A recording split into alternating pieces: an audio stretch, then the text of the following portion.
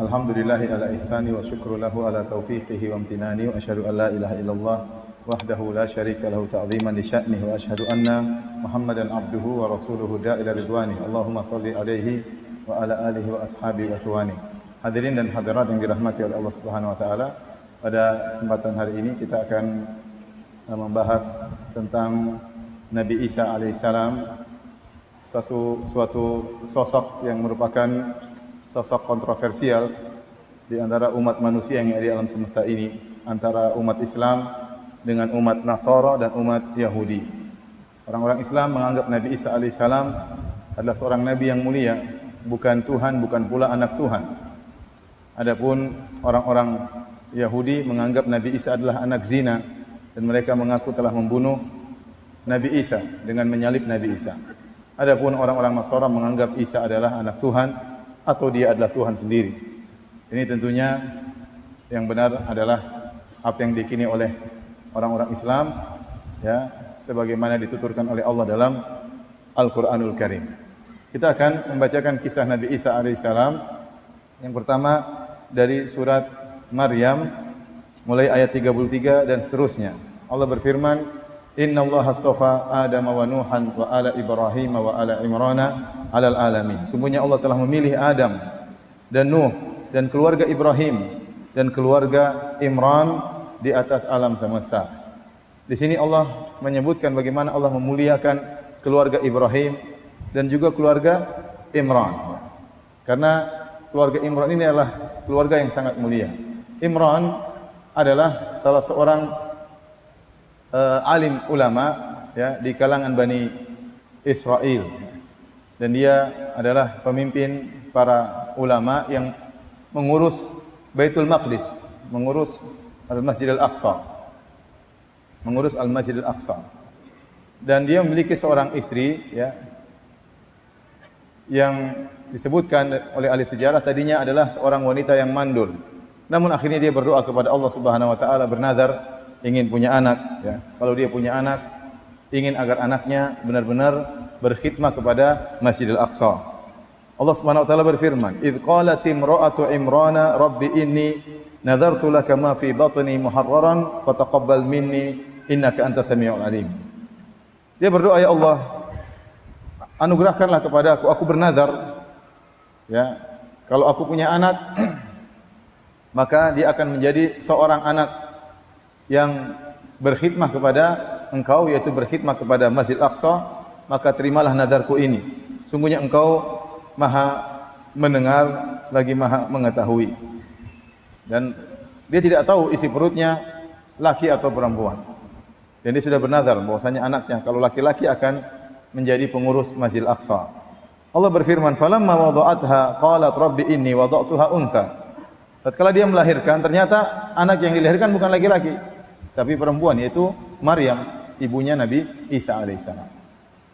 Qalat rabbi inni wada'tuha untha wallahu a'lamu bima wada'at. Dia berkata, ya Allah, sungguhnya yang aku lahirkan bukanlah anak laki-laki, tapi anak perempuan. Wallahu a'lamu bima wada'at. Kata Allah, Allah tahu apa yang dia lahirkan. Walaysa dzakaru kal untha, dan lelaki tentu tidak sama dengan perempuan. Kemudian dia berkata, wa inni sammaituha Maryam. Sungguhnya aku menamakan putriku ini dengan Maryam. Maryam menurut bahasa mereka artinya pelayan. Maksudnya melayani Masjid Aqsa, yang dia abidah. Dalam makna yang lain adalah abidah, itu wanita yang rajin beribadah. Wanita yang rajin beribadah karena dia khusus untuk beribadah di Masjid Aqsa. Wa inni u'idzuha bika wa dzurriyyataha minasyaitonir rajim. Dan aku memohon perlindungan kepada Engkau, ya Allah, ya, agar melindungi Maryam dan melindungi keturunannya dari gangguan syaitan yang terkutuk. Fataqabbalaha rabbuha biqabulin hasanin wa ambataha nabatan hasanan wa kafalaha Zakaria. Akhirnya Allah Subhanahu wa taala, ya, menerimanya sebagai nazar dengan penerimaan yang baik, dan Allah mendidiknya dengan pendidikan yang baik, dan Allah menjadikan Zakaria sebagai pengurus Maryam. Jadi waktu Maryam lahir, maka ibunya segera membawa Maryam ke para pendeta atau para rahib yang ada di Masjid Aqsa, agar mereka yang merawat Maryam, ya. Karena mereka rebut-rebutan, mereka bangga, ini putri dari pimpinan kami, yaitu Imran. Imran pimpinan mereka. Ya. Kalau ada yang ingin berkorban, memberi korban kepada Tuhan, maka melalui Imran, ya, bapaknya Maryam. Maka mereka berebut-rebutan untuk mengurus Maryam. Akhirnya Zakaria mengatakan, Nabi Zakaria alaihissalam, saya yang lebih utama untuk mengurus Maryam karena saya adalah pamannya. Istri Zakaria adalah saudari dari ibunya Maryam. Istrinya Zakaria adalah saudari dari ibunya Maryam, istrinya Imran. Paham? Oleh karenanya istrinya Zakaria adalah bibinya Maryam. Maka Zakaria berkata, saya lebih utama untuk mengurus ponakan saya karena istriku adalah bibinya. Akan tapi para pendeta tersebut tidak terima. Mereka berebutan untuk merawat Maryam. Akhirnya mereka pun melakukan undian.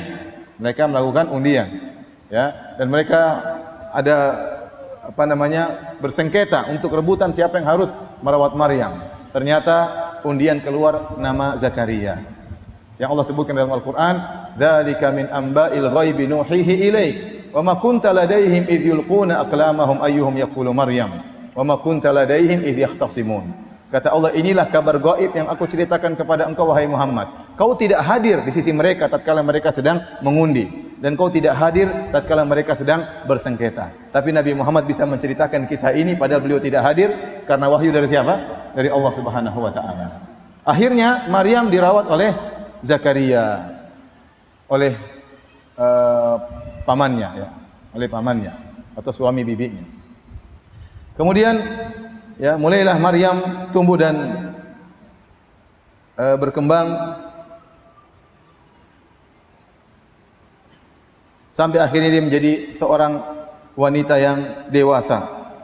Ya. Jadi seorang wanita yang dewasa. Kemudian tatkala dia menjadi seorang wanita yang dewasa, Maryam kemudian membuat semacam mihrab, yaitu semacam kamar khusus di Masjidil Aqsa untuk dia bisa konsentrasi ibadah di situ. Sementara Zakaria terus merawatnya, ya, membawakan makanan buat Maryam karena memang dia sudah dinadarkan untuk beribadah kepada Allah Subhanahu wa taala, tidak ada kesibukan yang lain. Jadilah Maryam wanita yang terkenal di kalangan Bani Israel, wanita yang soleha yang telah menadarkan, ibunya menadarkan dirinya untuk berkhidmat kepada Masjidil Aqsa. Maka pamannya Zakaria senantiasa membawa makanan kepada Maryam. Namun ada hal yang aneh yang dialami oleh Maryam, dilihat oleh Zakaria alaihissalam. Zakaria juga seorang nabi. Ya.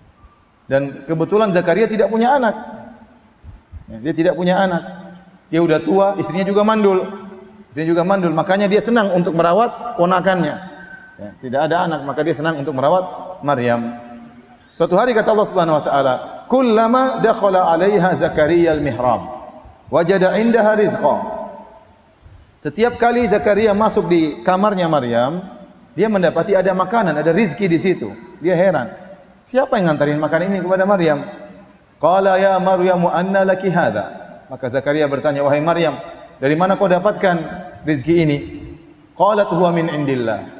Kata Maryam, ini dari Allah Subhanahu wa taala. Innallaha yarzuqu may yasha'u bighairi hisab. Sesungguhnya Allah memberi rizki ya kepada siapa yang dia kehendaki tanpa perhitungan. Disebutkan oleh para ahli tafsir, Zakaria heran.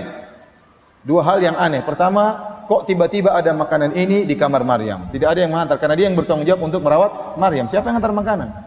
Yang kedua, makanannya juga aneh. Di musim panas ada buah-buah yang tidak tumbuh di musim dingin. Tatkala di musim dingin tiba-tiba ada buah-buah di kamar Maryam yang tidak tumbuh kecuali di musim panas.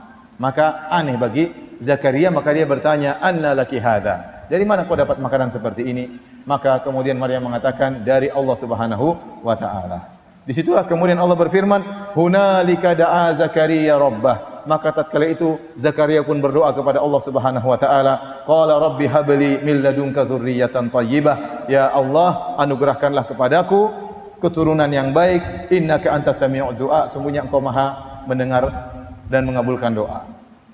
Tadinya Zakaria sudah tidak ada harapan untuk punya anak. Pertama dia sudah sangat tua dan istrinya mandul. Tapi tatkala dia melihat keajaiban Maryam yang tinggal di mihrab saja, tahu-tahu ada makanan datang dan makanannya pun aneh. Di musim dingin tiba-tiba ada buah-buah yang tidak tumbuh kecuali di musim panas, dan di musim panas tiba-tiba ada buah yang tidak muncul tidak keluar kecuali di musim dingin. Maka dia melihat ada keajaiban pada Maryam. Maka tatkala itu dia memberanikan diri untuk berdoa kepada Allah minta agar punya anak. Yang Allah abadikan dalam Di awal surat Maryam. Inni wahanal azmu minni washta'ala ar-ra'su shayba wa lam akum bidu'aika rabbi syaqiyya wa inni khiftul mawaliya min wara'i wa kanat imra'ati aqira fahab li min ladunka waliya. Dia mengatakan, ya Allah, sungguhnya aku sudah sangat tua, tulangku sudah sangat lemah, rambutku sudah beruban. Orang kalau sudah tua susah punya anak. Kemudian istriku mandul, tapi saya tidak pernah putus asa dari doamu ya Allah. Maka dia pun berdoa dan ternyata Allah kabulkan hingga dia punya anak namanya Yahya. Intinya hadirin dan hadirat yang dirahmati oleh Allah Subhanahu wa taala, mulailah Maryam semakin terkenal di kalangan Bani Israel ya, bahwasanya dia adalah seorang wanita yang sangat salehah, bertakwa kepada Allah Subhanahu wa taala. Dan dia sudah bertekad untuk ya berkhidmah kepada Masjid Aqsa ya. Sampai akhirnya Allah Subhanahu wa taala ingin memberi kemuliaan kepada Maryam dengan memberikan seorang anak tanpa bapa, yaitu Nabi Isa alaihissalam. Allah sebutkan kisah bagaimana Maryam mengandung, bagaimana ujian yang dia alami tatkala melahirkan Nabi Isa. Allah Subhanahu wa taala berfirman dalam surat Maryam ayat 16 dan seterusnya. Kata Allah, "Wadhkur fil kitabi Maryama idzin tabadat min ahliha makanan syarqiyya." Dan sebutkanlah atau ingatlah dalam Al-Qur'an tentang kisah Maryam, ceritakan tentang kisah Maryam. Tatkala dia menjauh dari keluarganya di suatu tempat di sebelah timur Masjidil Aqsa. Itu dia ingin lebih konsentrasi. Ya, dia agak menjauh, kemudian dia membuat suatu tutupan. Fattakhadat min dunihim hijaban. Dia membuat suatu hijab menghalangi dia agar orang tidak ada yang mengganggu dia untuk dia bisa konsentrasi beribadah. Tujuannya dia menjauh ke arah timur, meninggalkan Masjidil Aqsa untuk lebih konsentrasi beribadah, dan dia pasang hijab. Tiba-tiba Allah uji. Fa arsalna ilaiha ruhana fatamatsala laha basharan sawiyya. Maka kami pun mengirim kepada Maryam ruhana, yaitu malaikat Jibril. Fatamatsala laha basharan sawiyya, dan malaikat Jibril menjelma menjadi seorang lelaki yang sawiyya. Sawiyya itu artinya sempurna, sangat tampan. Sangat tampan, malaikat Jibril menjelma menjadi seorang lelaki yang sangat tampan. Kemudian dia bertemu dengan Maryam. Maryam kaget. Dia sudah pasang hijab, tiba-tiba muncul lelaki yang sangat tampan di hadapan Maryam. Maka dia pun segera berkata, qalat inni a'udzu birrahmani minka in kunta taqiyya.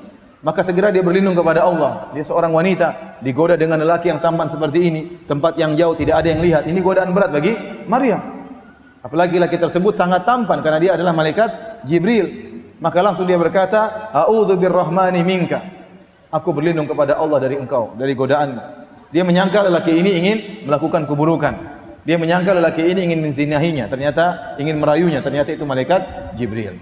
Kemudian dia mengatakan, in kunta taqiyya, kalau kau memang bertakwa. Dia ingatkan, pertama dia meminta perlindungan dari Allah untuk dirinya, yang kedua dia ingatkan, wahai fulan, hendaknya kau bertakwa kepada Allah Subhanahu wa taala, jangan menggodaku. Kemudian malaikat Jibril menjawab, dan ini menunjukkan ya Maryam ya alaihi salam adalah seorang wanita yang suci ya. Wa Maryam badata Imran allati ahsanat farjaha. Dan Maryam yang telah menjaga kemaluannya. Ya, wanita yang suci, tidak sebagaimana tuduhan orang-orang Yahudi yang mengatakan Maryam adalah wanita yang berzina dengan seorang tukang kayu. Sehingga lahirlah Isa alaihissalam. Ya, tatkala dia digoda oleh seorang lelaki yang tampan seperti ini, dia segera berlindung kepada Allah Subhanahu wa taala, bahkan dia ingatkan, bertakwalah engkau kepada Allah Subhanahu wa taala. Akhirnya Jibril pun berkata, qala innama ana rasulu rabbiki li ahbalaki gulaman zakiyya. Sungguhnya aku adalah utusan dari Tuhanmu untuk mengabarkan engkau akan mendapatkan anugerah seorang anak yang suci. Maryam lebih kaget lagi. Qalat anna yakunu li gulamun wa lam yamsasni basharun wa lam aku baghiya.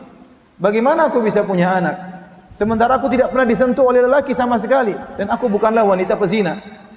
Dan benar kata Maryam, seorang wanita tidak mungkin punya anak kecuali dengan dua cara ini. Disentuh oleh lelaki, atau dia wanita pezina sehingga hamil di luar nikah. Bagaimana saya bisa punya anak, kata Maryam? Wahai malaikat, bagaimana saya bisa punya anak?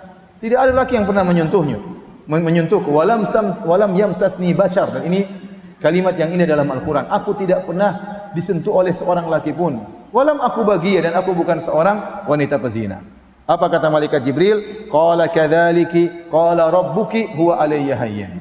Demikianlah Rabbmu mengatakan itu mudah bagiku. Kalau ingin menghadirkan, menganugerahkan anak tanpa lelaki mudah bagi Allah Subhanahu wa taala. Walinaja'alahu ayatan linnas, agar ini dijadikan sebagai bukti kekuasaan Allah. Allah bisa menciptakan manusia tanpa bapak. Wa rahmatan minna, dan sebagai rahmat dari kami. Wa kana amran maqdiya, dan ini suatu perkara yang sudah ditetapkan. Tidak bisa kau menghindar wahai Maryam, kau pasti punya anak. Maka benarlah, ya. Akhirnya setelah itu Maryam pun mengandung. Allah menceritakan bagaimana Maryam tatkala mengandung. Kata Allah, "Fahamalathu fantabadat bihi makanan qasiyya." Maka dia pun mengandung. Antum bayangkan, Maryam bingung apa yang harus dia lakukan. Dia dikenal sebagai wanita yang soleha, wanita yang suci. Tiba-tiba kalau pulang ke kampung tahu-tahu mengandung, apa kata orang? Kalau dia bilang ini datang tiba-tiba, orang enggak ada yang percaya. Mau daftarkan 100 saksi bahwasanya saya hamil tanpa disentuh lelaki, tidak ada yang percaya, tidak ada yang percaya. Zaman dulu tidak percaya, apalagi zaman sekarang, apalagi zaman now. Siapa yang mau percaya dia punya anak tanpa disentuh lelaki? Itu bayangkan bagaimana nafsiyatuha, ya, bagaimana kejiwaan psikologi Maryam tatkala itu. Berat. Akhirnya waktu dia mengandung, dia semakin menjauh. Takut dilihat oleh orang, takut jadi bahan pembicaraan orang. Bagaimana orang tahu kalau dia dalam kondisi hamil? Apa kata orang kampung, apa kata keluarganya, apa kata masyarakat, apa kata pendeta-pendeta. Sementara dia dikenal sebagai wanita yang soleha. Ujian yang sangat besar bagi Maryam. Kata Allah, "Fahamalathu fantabadat bihi makanan qasiyya." Dia pun mengandung Nabi Isa alaihissalam. Maka dia pun pergi ke tempat yang lebih jauh lagi. Qasiyya itu jauh. Kemudian fa'aja'ahal makhadhu ila jidhin nakhlah. Tatkala dia mau melahirkan, maka dia kesakitan. Dia kesakitan. Kata para ahli tafsir, terkumpul bagi dia 3 kesulitan. Pertama, ya, dia kesakitan, sakit ingin melahirkan. Kemudian dia kelaparan, kemudian dia kehausan, tidak ada orang juga. Dia sakit, kemudian lapar, kemudian haus. Terpaksa dia harus mencari sesuatu untuk dia makan, sementara dia sudah sangat kesakitan ingin melahirkan. Kata Allah, fa'aja'ahal makhadhu ila jid'in nakhlah. Akhirnya rasa sakit itu mengantarkan dia untuk pergi ke korma, ke pohon korma. Kemudian dia berkata, qalat ya laitani mitu qabla hadha wa kuntu nasyan mansiya. Maka dia berangan-angan, seandainya saya meninggal, ya, sebelum terjadinya hal ini ujian berat sekali. Seandainya saya tidak dikasih ujian dengan ujian seperti ini. Dia tidak bisa milih karena Allah mengatakan wa kana amran maqdiya, kau tidak bisa menghindar Maryam, kau pasti punya anak. Dia mengatakan seandainya ada pilihan, saya ingin meninggal sebelum diuji seperti ini. Wa kuntu nasyan mansiya, dan saya orang yang terlupakan, tidak ada yang sebut-sebut saya. Kenapa? Karena ujian berat yang dia rasakan, kalau ketahuan orang bagaimana? Apa kata masyarakat? Ya. Ini perkara yang sangat memalukan. Kemudian fanadaha min tahtiha, tiba-tiba ada suara menyuruh kepada Maryam, "Allah tahzani, jangan kau sedih wahai Maryam. Qad ja'ala rabbuki tahtaki sariya." Sungguhnya Rabbmu, ya, telah mengalirkan sungai di bawahmu. Dia haus, maka Allah alirkan sungai supaya dia bisa minum. Wa huzzi ilaiki bi jid'in nakhlati tusaqitu alayki rutaban janiyya, dan goyangkanlah, ya, akar dari pohon korma, niscaya akan jatuh rutop-rutop buah-buahan korma yang masih segar bisa kau makan. Akhirnya Maryam pun goyangkan akar korma, maka berjatuhlah buah-buah rutop. Kemudian dia makan. Saat itu pula dia melahirkan. Hadirin rahmati Allah Subhanahu Wa Taala. Ya. Al-Quran menjelaskan bahwasanya Maryam lahir tatkala ada rutop, tatkala musim rutop, dan musim rutop adalah musim panas. Korma itu tidak keluar rutop. Antum tahu rutop kan, yang buat buka puasa itu, ya, yang agak masih seperti buah segar, warna coklat-coklat. Itu tidaklah keluar kecuali di musim panas. Jadi menurut Al-Quran, Nabi Isa bukan lahir di musim dingin, sebagaimana yang dipahami oleh kaum Nasrani yang lahir pada tanggal 25 Desember tatkala musim salju, ya. Musim salju, ya. Santa Claus turun kemudian bagi-bagi hadiah.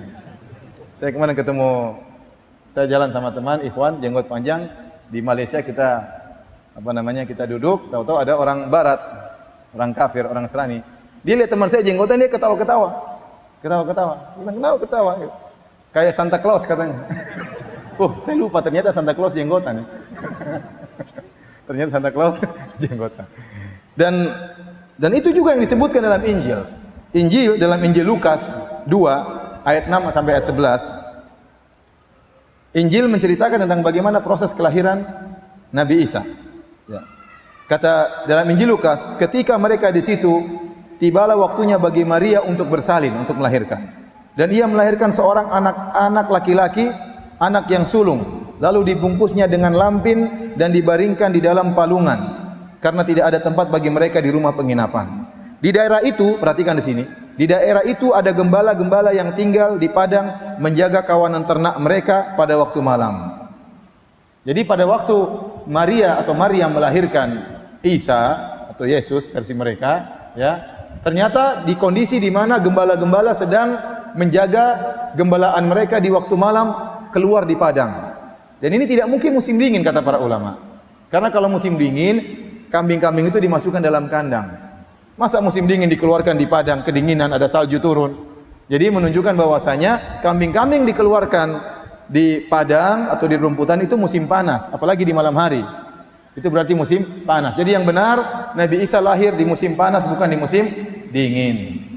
Adapun tanggal 25 Desember adalah musim apa? Musim dingin. Taib. Dan ini juga pelajaran bagi kita. Allah mengatakan wa huzzi ilaiki bijid'in nakhlati tusaqit alayki rutuban janiyya. Wahai Maryam, goyangkanlah akar pohon korma. Niscaya akan turun korma-korma yang masih muda, masih rutab, ya. Saya tanya sama antum, Maryam dalam kondisi lemah, dalam kondisi mau melahirkan, kesakitan yang amat parah. Kalau dia goyang akar pohonnya goyang atau tidak? Enggak, antum aja yang goyang enggak akan goyang, percaya aja. Kalau antum pergi ke Madinah, antum pergi ke pohon korma, antum goyang bawah, ente yang goyang. Pohonnya enggak goyang. Pohonnya enggak goyang. Kalau mau goyang dari atas mungkin, kalau dari bawah mau goyang enggak mungkin. Apalagi Maryam dalam kondisi sangat parah, sakit, akan melahirkan, enggak mungkin dia bisa goyang pohon. Tetapi Allah menyuruh Maryam untuk melakukan sebab. Yang penting ada usaha. Hasilnya serahkan kepada Allah Subhanahu wa taala. Maka terkadang kita melakukan sebab kecil, hasil di luar daripada yang kita persangkakan. Kenapa? Karena Allah yang mengatur. Yang penting Anda mencari sebab. Anda mencari sebab, Anda melakukan ikhtiar kalau istilah kita. Tapi akhirnya Maryam makan, kemudian air mengalir, dia bisa minum dari air tersebut, lahirlah anaknya. Sendirian dia melahirkan anaknya. Bagaimana sedihnya apa? Maryam. Ujian bagi Maryam, wanita yang sangat salehah, ibundanya Nabi Isa alaihissalam. Maka Allah berkata, "Fakuli washrobi wa qurri aina." Wahai Maryam, makanlah buah korma tersebut, minumlah dari sungai tersebut, wa qurri aina, bahagialah engkau, senanglah engkau. Ya, hilang kesulitan yang dia hadapi. Dia lihat anaknya yang dia cintai lahir, ya, tanpa ayah. Kemudian kata Allah, "Fa imma tarawinna minal basyari ahadan." Kalau kau melihat seorang manusia, faquli inni nadartu lirrahmani sauman falan ukallimal yauma insiya. Kalau kau ketemu seorang, katakan, saya telah bernadar kepada Allah, aku tidak mau bicara sama siapapun. Jadi Allah suruh Maryam bernadar untuk tidak usah berbicara. Kenapa? Karena percuma Maryam berbicara. Maka Allah sudah tenang, Maryam tenang, sudah enggak usah ngomong. Kata Allah seakan-akan demikian. Kamu enggak usah ngomong wahai Maryam. Tidak mungkin kau bisa jelaskan keanehan ini kepada masyarakat. Akal mereka tidak akan bisa terima, nalar mereka tidak akan bisa terima. Ya, penting kamu enggak usah ngomong. Bukan tugasmu untuk menjelaskan, karena enggak mungkin kau bisa menjelaskan. Maka Allah memerintahkan Maryam untuk diam. Terkadang kita ada suatu masalah, kita mau jelaskan orang tidak bisa terima. Ya sudah enggak usah dijelaskan. Diam saja. Apalagi kasus seperti Maryam binti Imran. Kemudian Allah menjelaskan bagaimana ujian yang dihadapi oleh Maryam. Fa'atat bihi qaumaha tahmilu. Maka dia pun setelah melahirkan Nabi Isa, dia susui Nabi Isa, si kecil Nabi Isa alaihissalam, kemudian dia bawa pulang kampung. Subhanallah, heboh ya. Ini Maryam yang dikenal sebagai wanita soleha, yang mengkhidmahkan dirinya kepada Masjidil Aqsa, yang tidak pernah berkenalan dengan seorang lelaki pun, yang tidak pernah tersentuh oleh seorang lelaki pun, yang selama ini menghilang, kita kira dia beribadah, ternyata dia berzina. Ujian berat dihadapi oleh Maryam. Maka dia pun bawa anaknya tahmilu, dia gendong. Orang-orang mulai mengingkari. Qalu ya Maryamu laqad ji'ti syai'an fariya. Wahai Maryam, sungguh kau telah melakukan kemungkaran yang sangat besar. Ya ukhta Harun, ma kana abuki imra'a sau'in wa ma kanat ummuki baghiyah. Kok bisa kau seperti ini wahai saudarinya Harun? Ya, bisa jadi Maryam punya saudara namanya Harun ya. Bukan Nabi Harun ya. Nabi Harun ya, bukan tinggal di zaman Maryam ya. Maryam jauh setelah Nabi Harun ya. Tetapi mereka Bani Israel dahulu menamakan anak-anak mereka dengan nama-nama para nabi ya. Jadi ada yang menyangka, Ustaz, apakah Maryam saudaranya Nabi Harun? Tidak ya. Nabi Harun saudaranya Nabi Musa. Maryam jauh sekali di bawah itu ya. Zamannya sangat jauh. Tetapi mereka Bani Israel menamakan anak-anak mereka dengan nama-nama para nabi. Maka mereka berkata, "Ya ukhta Harun, wahai saudarinya Harun. Kenapa kau bisa demikian? Maka na abuki imra'a sau', ayahmu bukan orang buruk. Wa makanat ummuki baghiyah, ibumu juga bukan pezina. Kok kamu bisa begini? Kamu nurunin siapa?" Dari mana bisa seperti ini? Jelas bapaknya siapa? Imran. Bapaknya Imran, pemimpin para pendeta. Ibunya wanita soleha, dikenal oleh masyarakat. Bagaimana kamu bisa demikian? Ini dalil bahwasanya menguatkan pada umumnya buah jatuh tidak jauh dari pohonnya. Itu pepatah orang Indonesia, dan itu ada benarnya karena anak-anak tumbuh berkembang dengan didikan orang tua, dan pengaruh orang tua sangat besar. Kata Nabi SAW, kullu mauludin yuladu alal fitrah fa abawahu yuwahhidanihi au yunassiranihi au yumajjisanihi. Setiap anak dilahirkan dalam kondisi fitrah, kedua orang tuanya lah yang merubah dia menjadi Yahudi atau Nasrani atau Majusi. Pengaruh orang tua sangat besar. Kalau orang tua di rumah sering bohong, anaknya jadi nanti suka tukang bohong. Kalau orang tua di rumah sering angkat suara teriak-teriak, anaknya juga, putrinya nanti. Kalau seorang wanita di rumah suka teriak-teriak sama suaminya, nanti putrinya juga suka teriak-teriak sama suaminya. Kalau bapaknya pelit, anaknya juga pelit. Ini pada umumnya, namun tidak harus demikian. Namun pada umumnya demikian, buah jatuh tidak jauh dari pohonnya. Kalau pepatah Arab mengatakan, faman syabaha abahu fama zalam. Barang siapa yang mirip dengan bapaknya, maka dia tidak berbuat zalim. Wajar kalau dia mirip dengan bapaknya. Ya. Ada anak saya cerita sama saya, dia gibahi temannya. Abi, teman saya pelit sekali Abi. Dalam hati saya tahu bapaknya juga pelit sama. Tapi saya tidak jawab begitu sama anak saya. Jadi akhlak anak tidak jauh dari akhlak orang tua. Ini pada umumnya, namun tidak selalu demikian. Ya. Oleh karenanya, Maryam tidak bisa menjawab. Mereka tanya, kenapa bisa punya anak? Ayo Maryam, kenapa bisa punya anak? Allah sudah bilang jangan ngomong. Kamu sudah bernazar tidak akan bicara sama siapapun. Tidak ada cara lain. Maryam fa asyarat ilaih. Maryam bilang, tanya anak saya. Asyarat ilaih. Dia tidak ngomong, tapi dia mengisyaratkan agar kalian bertanya kepada putraku Nabi Isa. Qalu kaifa nukallimu man kana fil mahdi sabiyya. Kata mereka, wahai Maryam, jangan aneh-aneh. Gimana kita bisa ngomong sama anak kecil masih disusuin?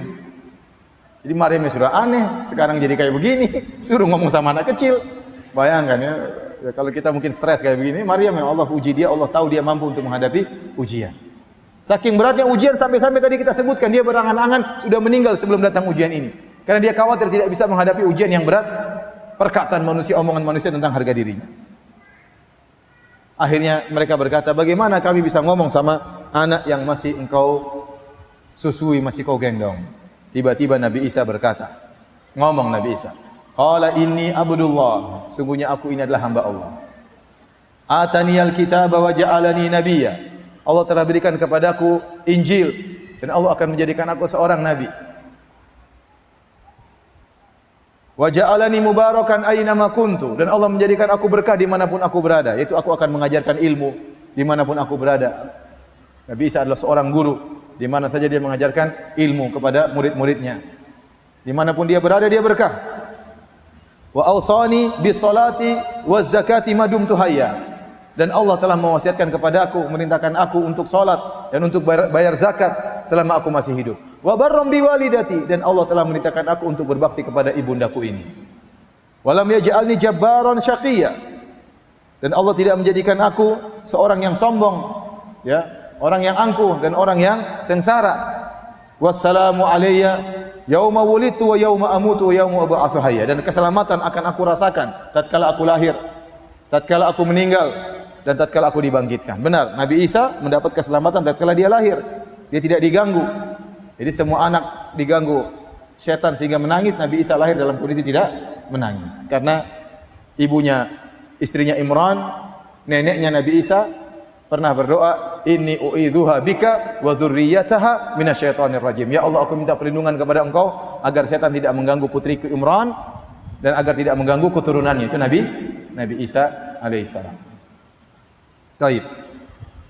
Setelah itu, apakah Nabi Isa berbicara terus? Jawabannya tidak. Menurut pendapat ulama, Nabi Isa cuma ngomong sebentar saja untuk menghilangkan tuduhan kepada Maryam bahwasanya dia seorang wanita pezina. Maka Allah menjadikan Nabi Isa bisa berbicara. Oleh karena Nabi Isa, menurut pendapat yang rajih, pendapat yang kuat, ya, dipilih oleh Asy-Syaukani dan yang lainnya, Nabi Isa bukan menjadi seorang nabi sejak kecil. Keberadaan dia bisa ngomong bukan menjadikan dia nabi sejak kecil. Kalau dia nabi, dia sudah berdakwah masih kecil kan susah kan? Sudah apa? Innal hamdalillah nahmadu. Masih kecil repot.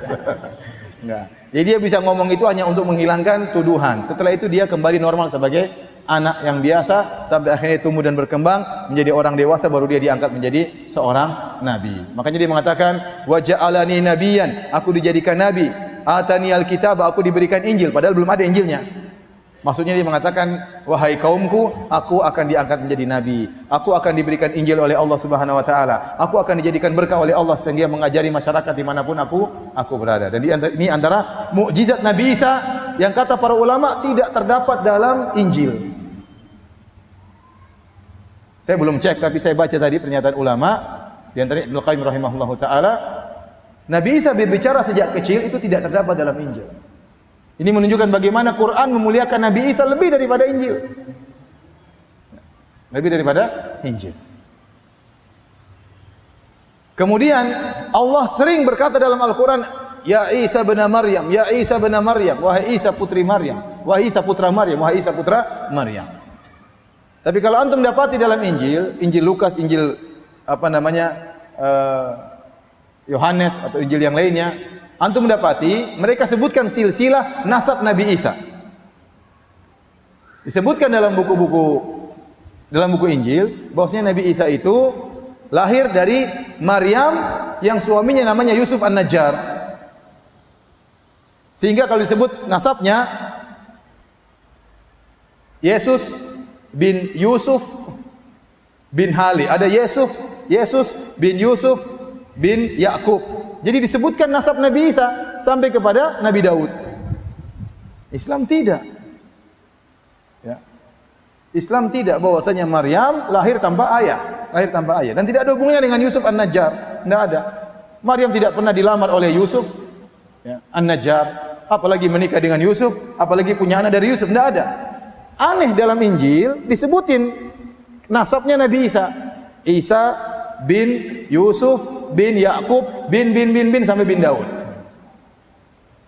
Ini dibantah oleh para ulama Islam bahwasanya Maryam tidak sama sekali menikah dengan dengan Yusuf.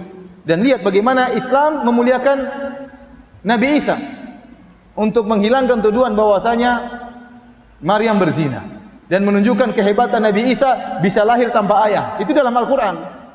Dalam Injil tidak, malah disebut punya bapak. Disebut punya bapak. Kalau perhatikan ternyata nasabnya sangat jauh berbeda. Injil satu mengatakan mungkin sampai Nabi Daud entah 30 bapak, yang ini lebih banyak lagi, mungkin 40 bapak. Ya. 40 apa? Kakek. Jadi memang kontradiktif di situ. Satunya mengatakan Yesus bin Yusuf bin Hali. Satunya Yesus bin Yusuf bin Yakub. Ya beda, kakeknya sih sudah beda. Ke atasnya lebih beda lagi. Ya. Jadi kita tahu ternyata Al-Quran sangat memuliakan Nabi Isa.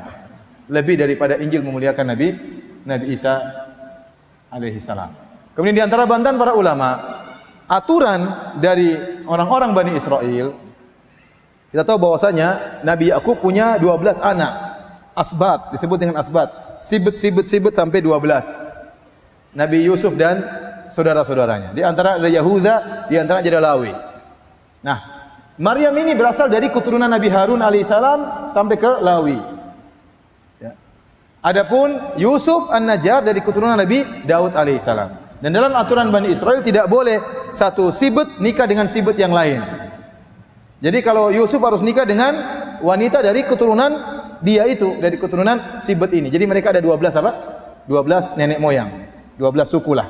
Ya. Satunya salah satunya suku Yusuf, Nabi Yusuf alaihissalam. Nanti suku Yahuda, suku siapa dan seterusnya. Ya. Jadi secara aturan tidak mungkin Yusuf berani melamar Maryam karena secara keturunan mereka berbeda dan tidak boleh dalam aturan Bani Israel satu sibet suku menikah dengan suku yang lain meskipun sesama Yahudi. Jadi ini menguatkan bahwasanya Maryam melahirkan Nabi Isa tanpa bapak dan ini mukjizat Nabi Isa alaihissalam. Baik. Maka Allah berfirman, "Dzalika Isa bin Maryam, qaulul haqqi alladzi fihim yamtarun." Itulah Nabi Isa bin Maryam, perkataan yang benar yang mereka perselisihkan tentang siapa hakikat Nabi Isa. Maka lillahi ayattakhidha min waladin subhana. Allah tidak pernah punya anak, Allah tidak pernah mengambil anak. Ya, seandainya Allah punya anak, anak tersebut memang harus disembah. Makanya Allah mengatakan, "Qul in kana lirrahmani walad fa ana awwalul abidin."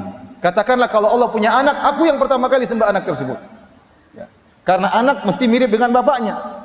Kalau ternyata Nabi Isa anaknya Allah, harusnya sifat-sifat anak sama seperti bapaknya. Tidak makan, tidak minum, maha kuasa, tidak tidur, tidak capek, tidak istirahat, tidak takut. Itu sifat-sifat Tuhan. Ternyata Nabi Isa tidak seperti bapaknya kalau memang itu anaknya bapaknya. Dan Nabi Isa bukan anak dari Allah Subhanahu wa taala. Maka benar kata Allah, kalau memang Isa Allah punya anak, maka anaknya harus diibadahi juga. Karena pasti sifat anaknya seperti sifat apa?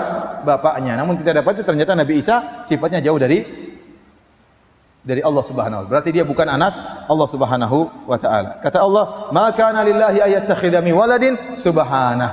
Allah tidak mungkin punya anak, Maha suci Allah Subhanahu wa taala. "Idza qada amran fa inna ma yaqulu lahu kun fayakun." Adapun Isa lahir tanpa bapak, tidak melazimkan dia anak Tuhan. Bagi Allah mudah sekali menciptakan anak tanpa bapak. Idza qada amran, kalau Allah menghendaki sesuatu tinggal berkata kun fayakun. Maka Allah menyebutkan yang lebih aneh daripada Nabi Isa, yaitu Adam. Inna mathala Isa indallahi kamathali Adam.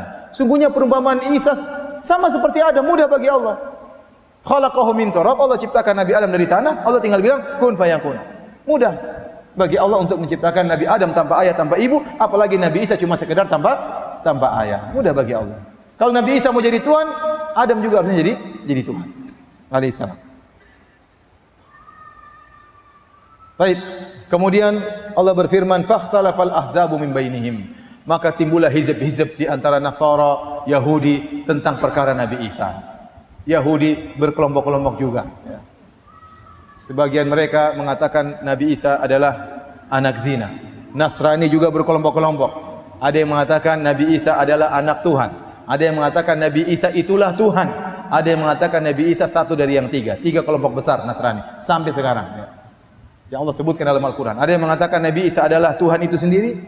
Isa huwallah. Isa adalah Allah. Ada yang mengatakan Isa anak Tuhan. Ada yang mengatakan Isa satu dari yang tiga. Paham? Trinitas. Kemudian Nabi Isa tumbuh berkembang. Allah tidak sebutkan bagaimana berkembangnya Nabi Isa dalam Al-Quran. Karena mungkin tidak penting. Ya, yang penting setelah itu bagaimana dakwahnya Nabi Isa alaihissalam. Maka di antara dakwah yang disampaikan Nabi Isa kepada orang-orang Yahudi, Nabi Isa konsentrasi untuk mendakwahi penyimpangan-penyimpangan yang dilakukan orang Yahudi. Mereka terjerumus dalam kesyirikan, mereka menganggap Uzair adalah putra Allah, mereka melakukan hal-hal penyimpangan, maka Nabi Isa nasihati mereka. Nabi Isa nasihati mereka. Rupanya mereka tidak suka dengan Nabi Isa. Mereka tidak suka dengan Nabi Isa.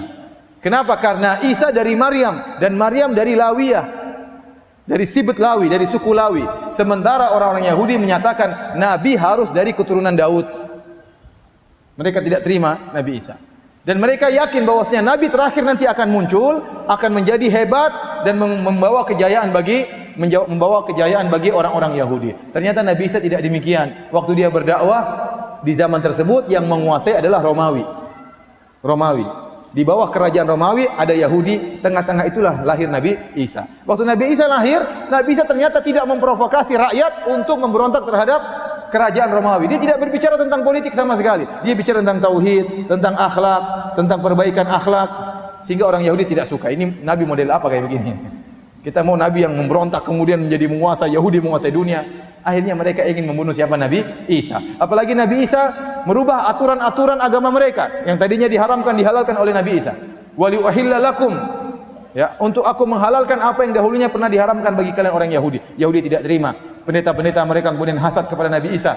Akhirnya mereka memprovokasi kerajaan Romawi untuk menangkap Nabi Isa alaihissalam. Azan ya? Berapa menit lagi? Sudah habis?